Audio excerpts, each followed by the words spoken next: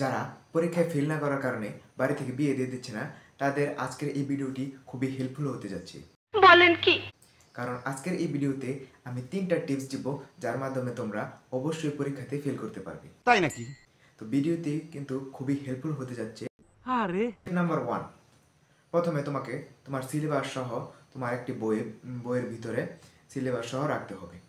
এবং আমাদের গ্রামে বা শহরে যেমন ভাঙারি লোক আসলে তোমরা ওই ভাঙারি লোককে 20 টাকা দরে বই এবং সিলেবাস সহ বিক্রি করে দিবে। ওকে।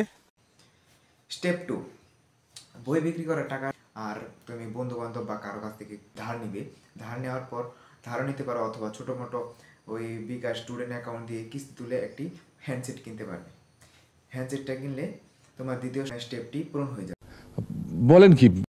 স্টেপ নাম্বার 3, তুমি ওই হ্যান্ডসেটটি কিনে হ্যান্ডসেটের ফেসবুক চালাবে এবং ফেসবুক মেসেঞ্জার দিয়ে তুমি যে কোনো একটি মেয়েকে পড়ানোর চেষ্টা করবে। শোনা গো আমার। মেয়ে যদি পড়ে যায় তাহলে পরীক্ষার আগের দিন রাতের 4টা পর্যন্ত তুমি ওই মেয়ের সাথে কথা বলবে।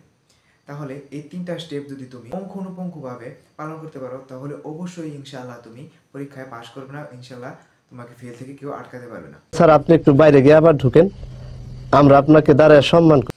তো আজকের এই ভিডিওটা যদি তোমাদের কাছে হেল্পফুল মনে হয় তাহলে অবশ্যই আমার চ্যানেলটি সাবস্ক্রাইব করে রাখবে।